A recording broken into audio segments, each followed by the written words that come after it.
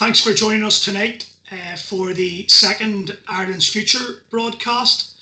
Tonight we are going to examine the economic recovery of the island post-COVID-19. And to do that, we have a tremendous panel of contributors. We have Paul Gosling, author of a new book. Here it is, Paul. I'm going to plug your book right from the very start. A New Ireland, a new union, a new society. We have Patricia McKeown, trade unionist, who's the regional secretary with Unison.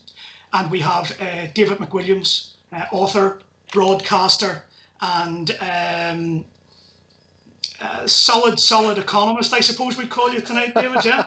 Solid is better than flaky, yeah. Absolutely. So without further ado, we'll get stuck right in. And Paul, if we could start with you. I suppose in terms of where our economy currently sits right across this island, there are going to have to be significant changes as we emerge from lockdown and as we then emerge into an entirely new set of circumstances. But if you can tell us what you think are going to be the big challenges that lie ahead, you know, which sectors will be hit hardest and how do we best recover from what we are currently going through? That's an incredibly good question, Gerry. And there's a lot of uncertainty around what happens. I think the first thing to preface by saying is that COVID-19 shows the inability of the British government to do the basic things right. The Irish government may not be perfect. It hasn't demonstrated the skills and capacity that New Zealand has, for example, but it's done things a lot better than Britain has. And I think the challenges of Brexit have just overloaded the British government in terms of its capacity to do anything else. But to directly answer your question, well, obviously, we as societies are going to have to spend more money on health. I mean, we already saw within the South the general election focused to a large extent around healthcare. We've got the Shlonta Care programme in the South, which is intended to move the Republic's health system more gradually towards something similar to the National Health Service of Britain. And we've also seen that the Northern Ireland Health Service is completely inadequate. So we're going to have to see the health service significantly strengthened, more expenditure. That means higher tax revenues. Probably that means the OECD program for forcing the big digital companies to pay more, because actually what we'll see is probably an online retailing environment getting much larger with real impacts on traditional retailing, also on the urban centres. And actually that has one implication that might not be particularly obvious, which is the pensions and insurance businesses are very heavily invested in the property sector. So we are likely to see people perhaps deferring retirement because the value of their private pensions is likely to go down. And that increases pressure on young adults. And the big section of the population I'm particularly worried about going forward are young adults, because we go back to the 1980s, whether you're talking about the Troubles in Northern Ireland or whether you talk about Thatcherism in Britain, you could see that the people who weren't able to enter the labour market at that time became almost permanently disadvantaged in terms of their access to the labour market. So I'm particularly worried about that. And if we're building the economy for the future, what we have to do is focus on where opportunities lie, which means in localized supply chains, more strength in the health markets, investing in broadband, investing in infrastructure and investing in skills. So I think those are really the things that we have to focus on very strongly in the next period. And again, the other opportunity we've got is, given the difficulties around international travel, we will see more people looking to travel locally, to go on holiday locally, and that creates an opportunity, though perhaps that won't actually be enough of an opportunity to recover from the loss of tourists from China and the United States, who probably won't be back here for some time. Yeah, I don't know. The next time many of us are actually going to get a holiday, it'll be abroad. So it might be an opportunity, you're right, to use that word in terms of our local tourist market and tourist industry and so on. Patricia, I think that there has been a very clear acknowledgement that there were sections of our workforce that weren't valued in the way that they should have been valued. And in particular, we're now seeing frontline workers, being, I suppose, appreciated in a way that probably hasn't happened previous to this crisis. But how do you think that's going to play out as time moves on? I'm hearing people saying it's okay to give them a round of applause on a Thursday night. These guys want money in their pocket. Is that what's going to happen? Do you think there's going to be an increase in wages for our frontline and public sector workers, and also those who are perhaps undervalued in the broader gig economy? Well, if we have anything to do with it, that's exactly what's going to happen. Obviously, that's going to be met with resistance, because while we have governments now celebrating and speaking of the value of these frontline workers, no doubt whatsoever that as soon as they get a handle on this virus, we're going to be talking austerity again. However, the difference is the people. And there's been a very deep recognition, and we already knew this. We were forced out onto strike in the health service in the north in December last year, and that November last year, and that stretched right through until early January. And that industrial action was marked by an extraordinary level of support that never wavered from the public, who were expressing their absolute support for health workers and understanding what they'd been through for more than a decade of austerity. But we've always tried to get to the rest of the frontline team. I mean, I will talk about cleaners until the day I die, and their importance to our society at all levels, and their importance to medicine and the advances that have been made over a century, and how much of that was down to hygiene and cleanliness. And of course, we're confronting a virus now that really needs us to have proper systems of prevention and infection control. Can't do that without cleaners. Can't have a decent society without the bins being emptied and the recycling and the post being delivered and the buses running, and a whole new area of recognition of what goes on inside meat production factories, and who's really up there for us at the minute. The people who stack the supermarket shelves, the till operators, the guys who are standing at the front door of the supermarkets cleaning the trolleys to make sure we're safe. All of this undervalued, unrecognised, mostly invisible work for far too long. And now, when we have a crisis, we realise how important that is. It's, I think, the people who will continue to put value on. It's an absolute mission of the trade union movement, and it should be a mission of all of us. Yeah, thank you. David, let me come to you. You've written previously about the subvention figure and the difference between the North and the South.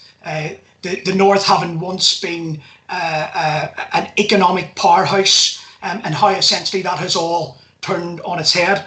And I was speaking to a friend of mine recently who would be quite unionist in his outlook, and he said that it's great to have the comfort blanket of the union during a crisis like this. And I think it was Jim Allister who spoke about the broad shoulders of the union and the deep pockets, and how we're very fortunate, essentially, and lucky to have that. But it's difficult to get our hands on actual figures. But from your sense of research or reading into this, have the British spent more per head of population than the Dublin government? Are we really feeling the benefits of what is going on in terms of what is happening in the north of Ireland at the moment?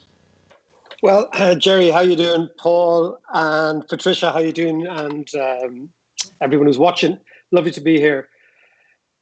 It's an unusual question, Gerry, because the British government hasn't spent as much on social welfare as the Irish government in about 40 years. That's the nutshell, okay? You just take your let's take your basic dole in Northern Ireland. It's 58, 60 quid a week. It's 183 euros a week here. I mean, there's no comparison. The Republic of Ireland is a Northern European welfare state. The United Kingdom is sometimes American, sometimes European, and now with Brexit is becoming, I think, much more of a American model. So, what I find quite interesting about that view of your friend is the extraordinary legacy of prejudice with respect to how these economies work. Our place is not perfect, and we have been given a massive shock. Nobody down here underestimates what we've got to go through, how we're going to finance it. The difference between ourselves in the north, ourselves in Scotland, ourselves in Wales, and ironically ourselves in England is that we have a bond market. And the bond market is where you go and borrow money. And the bond market puts manners on you, because if you're not credible, you won't get the cash. But we are helped enormously by the European Central Bank. The European Central Bank has frankly opened up the spigots and said, we're going to make available to every government a fund of about 750 billion euros of short-term financing at 0%. So what the ECB has basically said, if you want to talk about broad shoulders, Gerry, okay, the ECB has proper shoulders, as does the Bank of England, in fairness. The Bank of England's doing quite a good job, I think. I think the English Chancellor seems to be doing as much or as he wants, and that's quite a departure from an austerity mantra, which was certainly driving the UK since 2010, at least 2011. So my sense, though, is to answer your question that there is a huge amount of misinformation about the relative positions between Ireland and Britain. I'll leave you with a couple of figures, though, if we want to go down that route. The Republic of Ireland is twice as rich per head as the United Kingdom. That is an amazing thing. The part of the United Kingdom that we're talking about now, Northern Ireland, it's about twice as rich as Scotland as well, and about twice as rich as Wales per head. We're talking about a difference between about 23,000 euros up in Northern Ireland income per head and about 44,000 down here. So we're talking about totally different economies. To give you our dilemma, I'll just talk about our dilemma. The southern economy is divided 15% in the public sector in terms of workers, 15% workers work in the multinational sector, 70% work in the private sector. Of those, 50% of all southern workers work in companies that employ 50 people or less. So we are very exposed on the small business side. And it is small businesses that go bust in what I would call, this isn't a recession, it's not a depression, it's a pandession, because it's a recession or depression brought about by a pandemic. And just to give you a sense of how severe things are now worldwide, is that in the Great Depression, it took 1 year from the rate of unemployment in the United States to go from about 5% to about 28%. It's taken 1 month for that to happen. So things are happening 12 times faster now in terms of the downturn. And so for us in the South, and then we'll do the All-Ireland dimension definitely, and I'd really like to talk about that. But for us in the South, Gerry, we've got to save our small businesses first. Our multinational sector can look after itself. It's very well capitalized. And our public sector can look after itself because the government has suggested that we will end up borrowing anywhere between 20, 25 billion euros this year to keep the show on the road. We can do that because the European Central Bank has our back, which is one of the great advantages of being in the euro. And we now just have to measure the fallout in terms of permanent unemployment. I think Paul was mentioning the idea there of what we call an economic scar scarred worse than another demographic group as a result of this. And I think what Patricia was saying, everybody feels in the South, which is that our frontline workers are the people that we depend on. They're not just people in the hospital, they're people who work up in Tesco's, etc. And the inequality that is evident in the South, and it is something that I think will be reset. In fact, just to conclude, I'd be quite optimistic about the future. I think that this gives us an opportunity to reset the dial here. It gives us an opportunity to think about all Ireland economics. It gives us an opportunity to actually look forward. And if you look at, ironically, the legacy of big pandemics, whether it's the Black Death or even the Spanish flu, and the Black Death was followed a generation later by the Renaissance. It changed the world completely. And the 1918 flu was followed by the Roaring Twenties in the United States, the most technologically advanced decade, the most culturally interesting decade, the most vigorous growth rates. So I'd be quite optimistic that the shock of COVID will allow a synthesis of what Paul and Patricia have said. And I think the public discourse will change for the better. And just before I go back to Paul and Patricia, just let me ask you this. In terms of the EU, the European Central Bank, for the North, how does that play out?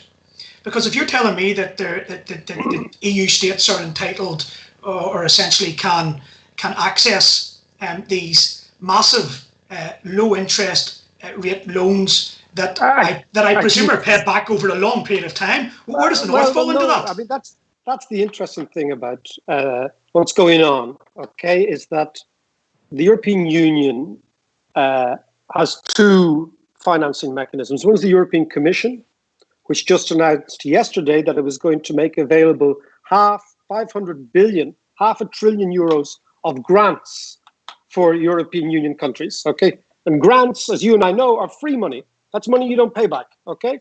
And for the first time ever, Gerry, France and Germany have undertaken to issue and back bonds that are issued by the European Union, which in effect means the German taxpayers have torn up their catechism, their creed, if you will, and have said, look, we will end up paying for Italian, Spanish, maybe Irish expenditure. That's a huge change.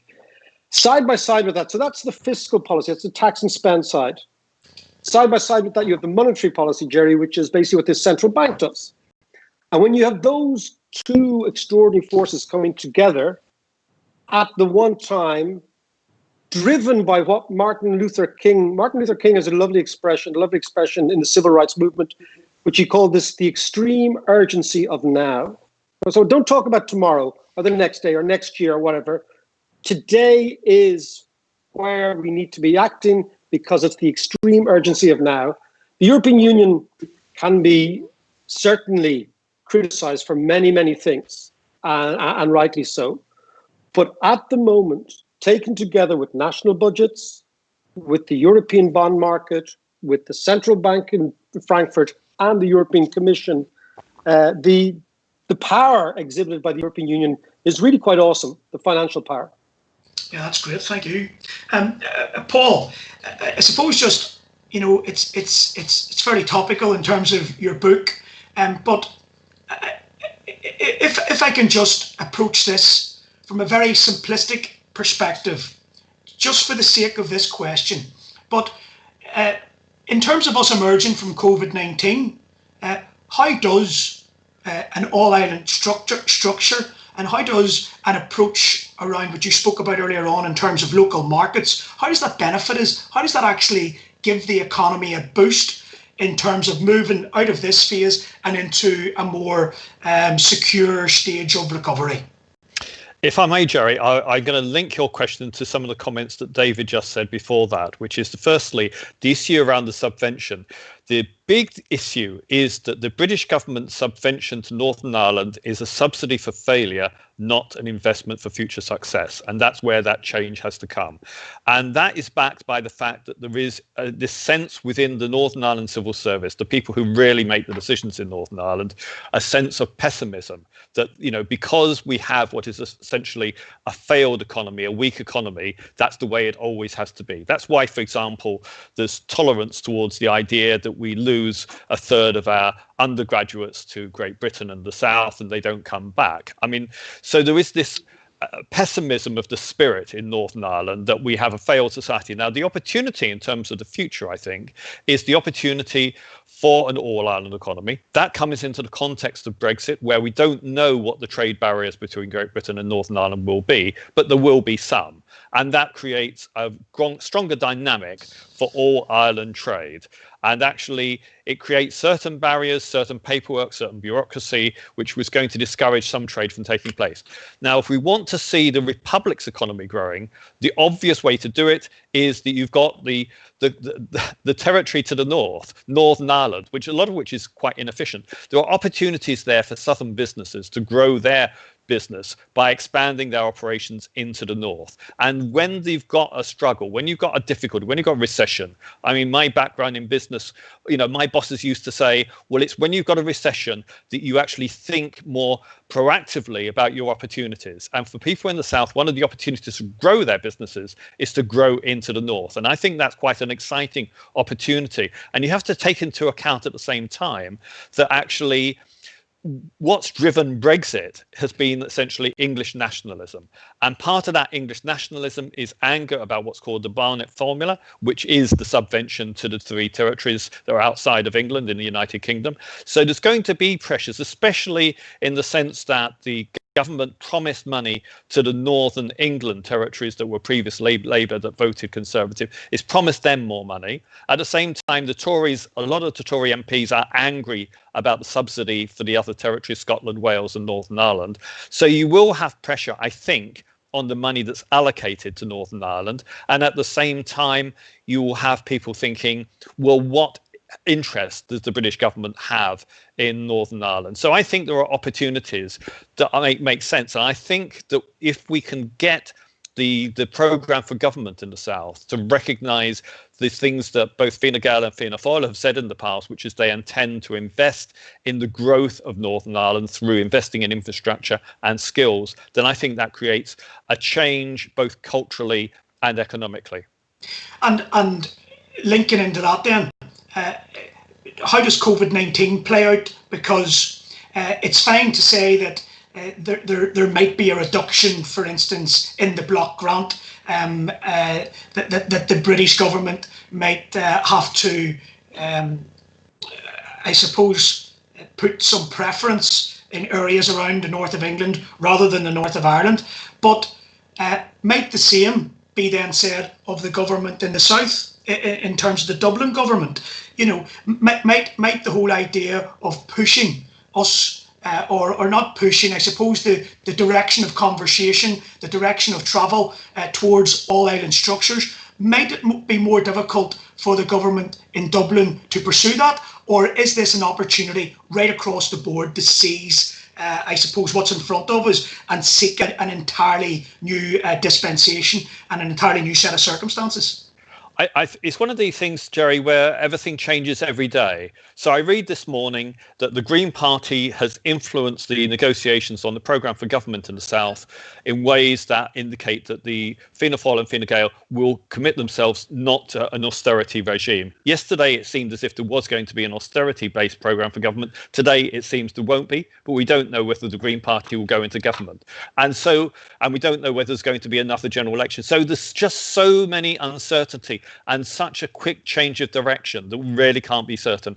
But I think that the sense is that the southern government, however it's comprised, will see Northern Ireland as an economic opportunity. And the reality is that I think the political system of the South now recognises the realistic possibility within certainly 2 decades, hopefully much less than that, of Irish unity.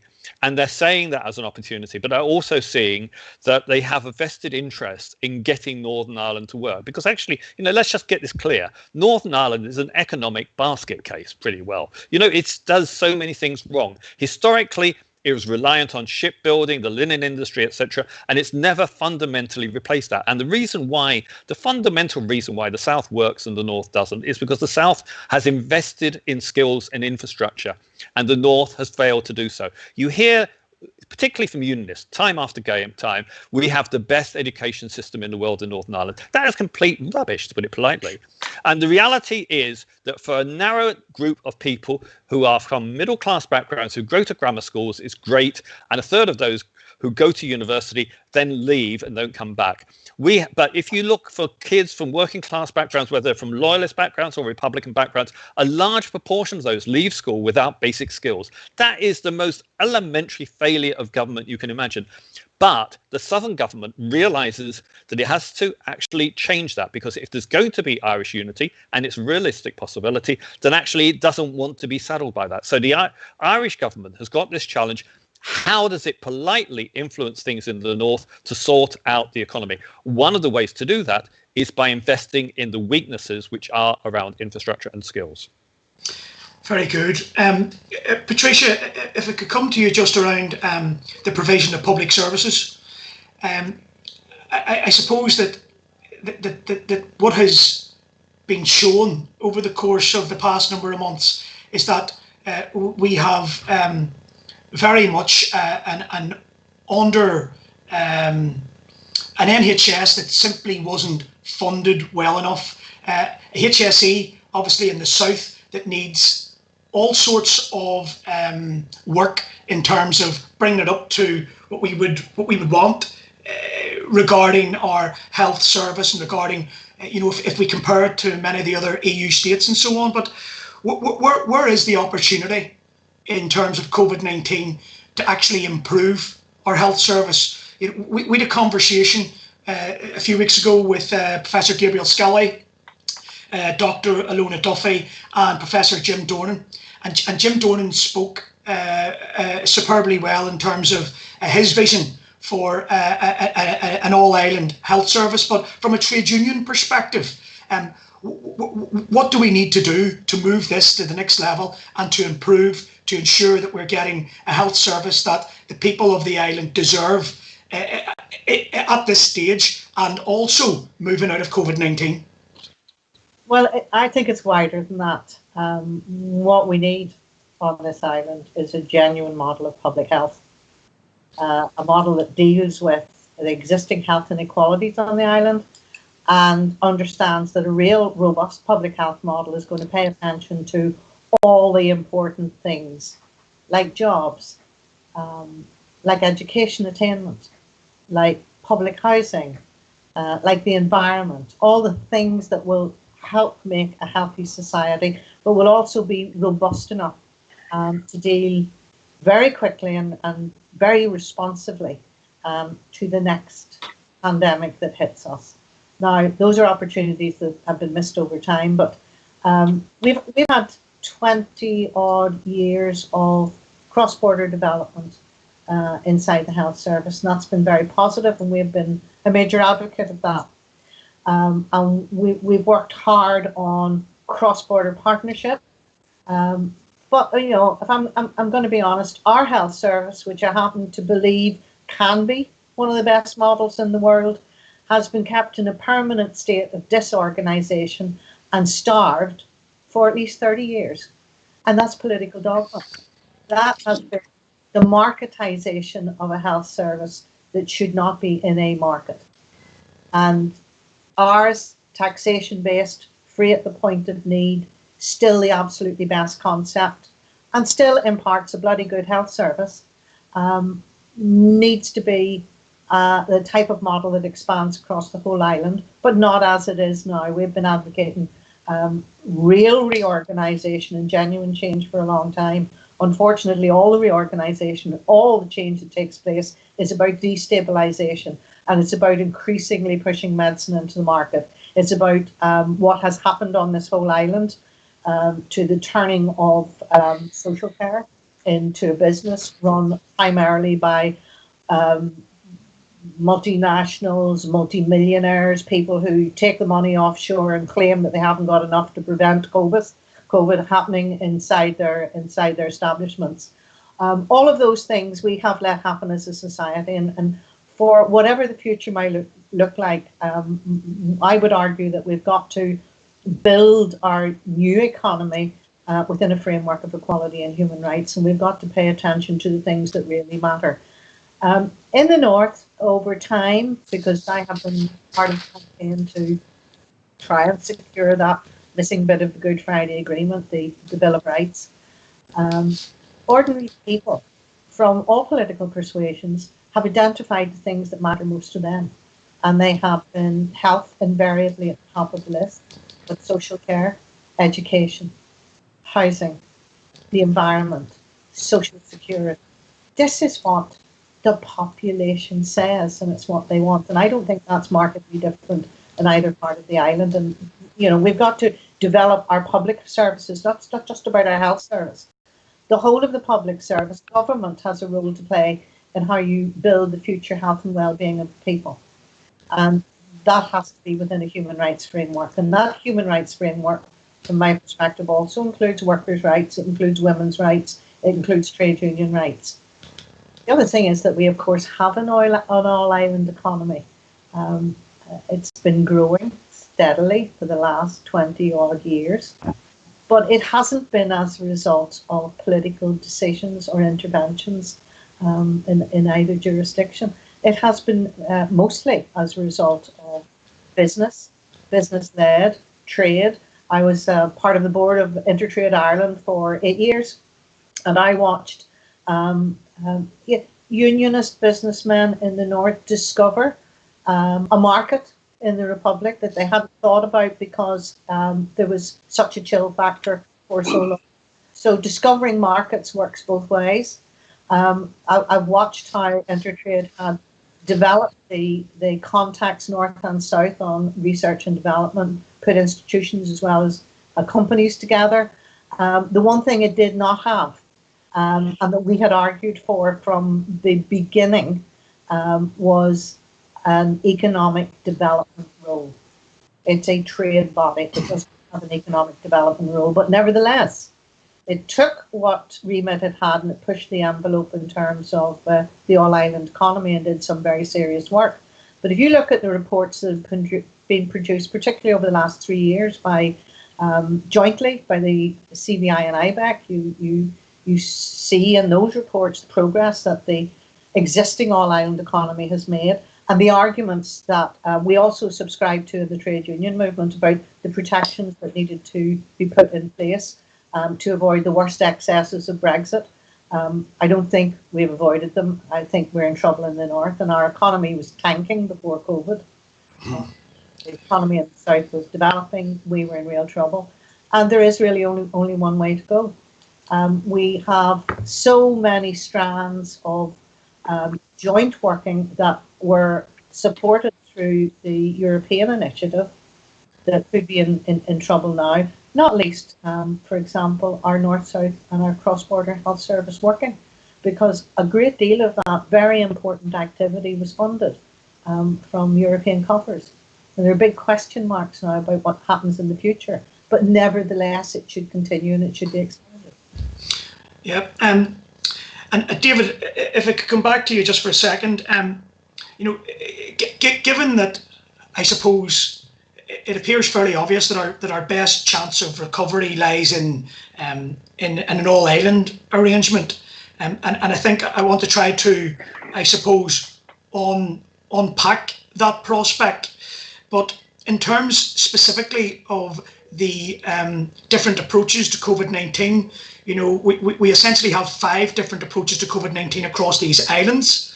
Well, Scotland has its own approach, Wales, England, the North and the South. But when we acknowledge that an all-island arrangement in terms of the economy is best, how important then is it for a joined-up approach in terms of the broader economic issues and in terms of how we now deal with COVID-19 and what we're emerging from? And let me give you this as well, just very, very quickly. It appears that restaurants will be able to open in Carlile on the 29th of June, but in Uri they won't be able to open until there's no date. How does that play out in terms of, let's say, the hospitality trade in the North? Surely it puts it at a distinct disadvantage. And how do we overcome that potential hurdle? So sorry for. I was just Gerry. I was just imagining the crack in a restaurant in Carlingford on the 29th of June when half of Newry descends on it for its first legal gargle that it can have with its mates, you know. So there's certain things always have a silver lining. Look, I believe so much in this All Ireland thing that I married someone from Dundonald. That was an extreme version of the All Ireland economy. And my kids were born in the Ulster Hospital. So I'm committed emotionally and familially to this business. Look, I think right now, the Southern, I wouldn't even call it the Southern government, I call it the Irish government, by the way, okay? The Irish government is right now trying to deal with what's right in front of us, which is a rate of unemployment that has gone through the roof incredibly unexpectedly. I think Patricia said that the North economy was struggling, the Southern economy was booming when COVID hit. And that was the case. I mean, you know, this is the country that has the highest proportion of foreign-born people in the whole of the EU. We have higher levels of immigration than the UK. Okay, like, let's get these things straight, right? Today, 19% of the Irish population were born outside the Irish jurisdiction, okay? We were absorbing in migrants at a huge rate. The economy was growing. We had massive problems in the housing market, massive problems, where kids couldn't move out of their homes. It's the same in the north, except it's much more acute in the south. Prices going through the roof, etc. These things we have to fix. I agree with Paul in the sense, and Patricia, in the sense the All-Ireland economy is part of this discussion. And what has pleased me no end over the last 10 years, is that, particularly the last 5, is the way in which that All-Ireland dimension has actually grown organically. It hasn't been pushed from the top down. It actually comes from the bottom up. And that is driven, of course, by the understanding in the south of the dramatically changed demographics in the north. We understand what's going on, okay? That demographics are destiny, okay? And particularly in a jurisdiction like Northern Ireland. So what we have got to do in the south, and I also do believe that many Southerners of my generation and the younger generation have a duty of care to Northern Ireland that maybe wasn't there in the 1970s and the late 1960s. I believe there's a total sea change here in the south. I wouldn't disentangle the vote from Sinn Féin as a vote for nationalism. Lots and lots of the parties in the south have said, oh, no, it's about something else. But you know what? Brexit has given soft-focused nationalists the permission to be greener than they ever were before, okay? Because we were just annoyed by Brexit. I know you guys are annoyed. You're even more annoyed, right? So there's cultural factors, there's demographic factors, there's political factors, all coming together. But let's be realistic. COVID has stopped everything because it has made the immediate economic dilemma the one we need to figure out. In a way, before COVID, we in the South were looking and entertaining the 20-year view that Paul spoke about, or the 10-year view. What happens in a crisis, whether it's an economic crisis or an emotional crisis or a political crisis, is your time horizons come right back in on top of you. So everything is about this afternoon. Somebody talks to you about next week, it's like, yeah, whatever, man, that's an age away. So I think for this discussion, we have to realize that what was a very sort of almost periscopic vision in February has become microscopic today. And we really need to fix our problems today. But it doesn't take away from the fact that we look at Ireland as one, okay? We don't look at it, you know, when we think about Ireland, right? And we look at the economy in time as one, and we look at the resource that is Northern Ireland as a massive, what we call in economics, supply side resource. So there's cheaper rents, there's cheaper wages, there's cheaper electricity. All these things are massive supply side positives for the Irish economy. But we need to get back to the ideas, you get rich from capitalism. I know sometimes we don't accept that. You've got to go out and buy and sell something a little bit more expensive than you bought it. That's how it works, okay? It's not that hard. And the way in which we do that is orientate ourselves that we are a capitalist country, okay?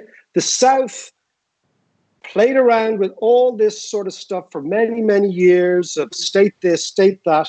In fact, guys, what actually happened here from about 1990 on is that we said, you know what? We've got to make a crust. We've got to figure out how to make a crust. And if that means giving Apple an open door to come here, or Facebook, or Google, so be it, right? So I think what we need to understand is what will make us rich on the island is being able to produce either services or goods here and sell them to foreigners for a profit. How we do that is up to us. That will then generate the resources to then fix what I think Patricia and Paul, or particularly Patricia, is worried about, is equality and fairness and all that. But behind the slogans, we need hard capital. And I think that what we'll see over the course of the next 10 years is a change in the dialogue to accept the fact that we need to make the cash and then we redistribute it. There's no point in looking to redistribute first, because then what it causes is what Paul said, is that you end up with a dialogue about how much money are we getting every month or every year from the British government. That turns you into a pauper. It turns you into a sort of a subsidy dependent place, and we can't have that. So I think there's a possible there's a definite fusion of interests in the next 5 years. Okay, but it might take us a long time to get out of this COVID thing, and that will dominate our thinking. But we need to reinforce to ourselves that we need to play market economics, because that's the only way we'll get rich. And the objective is to get rich and then spread it around. Yeah, so by the way, work away, Patricia. We can't just play market economics. I mean, at the end of the day, building an economy on the backs of the very people that we've seen hailed now as frontline heroes, building an economy on low wages, no rights. Nobody's doing that in the South. The South has much better rights than the North, much higher wages, much better social protection. You can do both, Patricia. You can do both. You do not have better rights. You don't even bleed and recognise trade unions. For God's sake. Recognise trade unions. Just recognise trade unions. They're not. Most of them are you saying are you saying ICTU are not recognised in the South? I said you do not have any trade union recognition laws. I'm saying it's ridiculous that multinationals that operate in Belfast recognise unions and they refuse to recognise them 50 miles down the road. That's the way things are at the minute. Okay, who gets more welfare, capital, money, taxes, redistribution from multinationals? The unionised North or the de-unionised multinational sector in the South? That's not what I'm arguing. What I'm saying, arguing we have to generate the cash to spread it around. I disagree with you that the cash has to be generated, but how it's generated. Well, let me come in there just. Let me generates it except workers. Well, let me come in just for a second. So, because it's a fascinating conversation, and it's a fascinating disagreement. But let me just ask Paul Gosling that if COVID-19 then presents us with a new opportunity to reimagine the economy, to reimagine society, what is it? What is that new economic model right across our island and these islands and Europe? But essentially, in the first instance, what is that new economic model exist of or contain in terms of Ireland? I'm very excited by what David's talking about, which is the European Union money, which is sort of a modern Marshall Plan, and the idea of investing substantial amounts of money in construction, in the Green New Deal, as we're calling it in Northern Ireland and is being called in the US, and the opportunities to create a more digitized economy and one which is based around ecology. And that seems to me a good basis for rebuilding our economy physically, which actually also can potentially create skills and at the same time create longer term jobs. And that, I think, is something we're going to have to do, because I don't think the focus should be on putting back the economy into what it was, because that's not going to happen, because you're going to have substantial numbers of jobs that just will not reappear. I mean, it's going to take a long time before hotels, restaurants, cafes, airlines, probably never with the cruise industry, those things are just not going to bounce back into what they were. And one of the things that's likely to happen is the world will cease to be globalized in the way it was before. For the next couple of years at least, we're likely to see regionalized economies where New Zealand's not going to give up its zero COVID-19 infection rate by actually then welcoming people from Britain and the United States across the airport floor. They're going to be very cautious. So you're going to see regionalized economies where New Zealand, Australia, and the localized Asia Pacific region actually bond together more tightly. You're going to see the core of the European Union, where they've controlled the COVID-19 outbreak. They are going to bond carefully. This creates a real issue for Northern Ireland because Britain hasn't got it under control. The United States hasn't got it under control. And those are the two economies that are bonding together post-Brexit. What does that do for Northern Ireland? If you have a situation where the South is linked to continental Europe in terms of being able to control and having free trade, free movement, and Britain doesn't, that creates a really existential question for Northern Ireland, which is actually quite a pragmatic one as well. So that's part of the question. The other part of the question is the one David raised about this 500 to 750 billion euro fund from the European Union. Where does Northern Ireland play in that? I mean, apparently something a bit less than 2 billion goes to the Irish government. Is the Irish government willing to invest some of that? Is it going to negotiate with the European Union that some of that can come to Northern Ireland? Because Northern Ireland, in commercial economic terms, is going to be part of the European Union. It's going to be part of the single market. So where does that place us in terms of access to that fund? Apparently, we're probably going to still be able to access the European Investment Fund, investment bank. So a lot of these things, I think, are very exciting. What we have to really focus on, and I hope Stormont does this, is not simply use the money it gets from through Barnett consequentials from the British government in terms of simply trying to put back the economy into where it was and just trying to soften the blow of all these lost jobs. It has to instead invest in the future. And that means putting money into skills, particularly for young adults, because if we have all those young adults leaving work, leaving school now, leaving college, leaving university without jobs, we're going to have years where you just have bundled up people without sufficient skills trying to enter the labour market at the same time. That's a real problem. So there's a choice out there. And the choice is for Stormont, and the choice is, does it simply trying to put back pieces together as they were, which isn't going to fit together, or we take this opportunity to physically build a new economy based around construction and environmental principles? So, Paul, if we're going to invest in skills, one of the other key tenets of all of this will need to be infrastructure, and if we're talking about an all-island approach to this, surely one of the first things that should be done, even if it's going to take us a long time, is the high-speed railway from Belfast to Dublin. But how realistic is that now in terms of coming out of the crisis that we're coming out of? Or is that the type of project that you're talking about that some of this EU money should actually go towards? Is that something that needs to be brought up at the next North-South Ministerial meeting, which I think is coming up fairly soon? Yeah, I mean, there's a lot of things. I mean, in a sense, this is a very exciting moment because there are a lot of opportunities. The opportunities may completely go wrong, but yes, that is one of the opportunities. And if we have the Green Party in government in the South, then you can imagine that they're going to be much keener on investing in the rail links between Belfast and Dublin and Cork than they are in the A5. I think there might be real questions over the future of the commitments to the A5 if the Green Party enters government.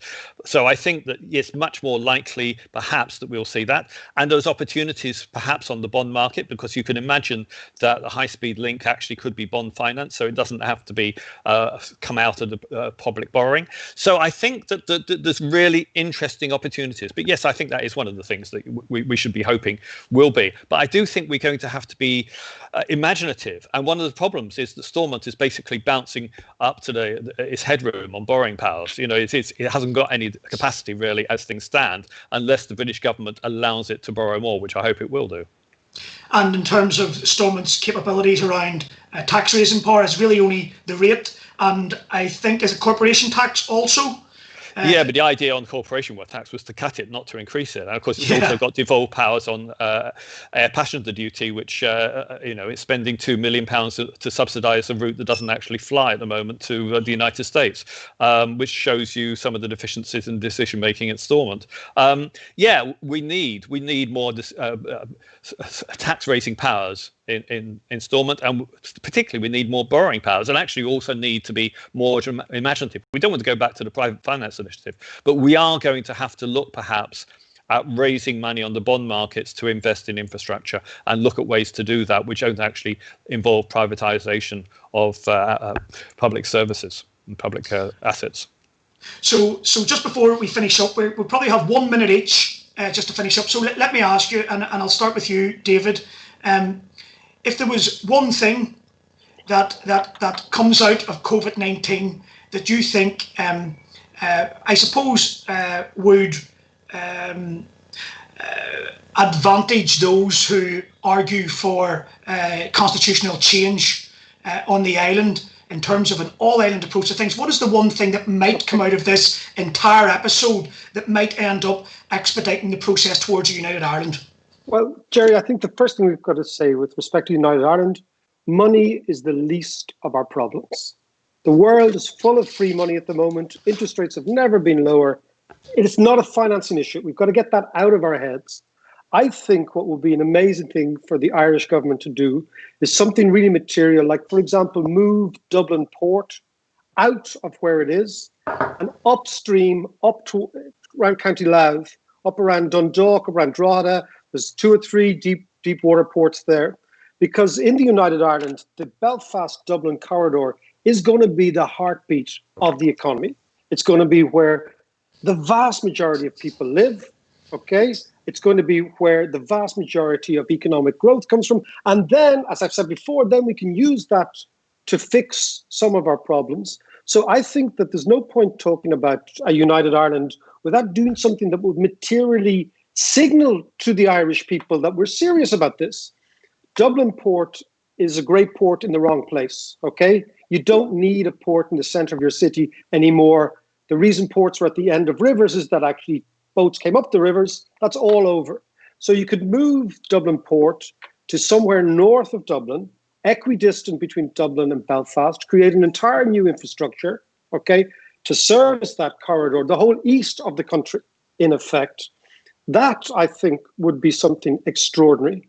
That, I think, would be something that would signal to people that we're not just in the business of talk, we're actually in the business of planning, like a proper country. Proper countries plan.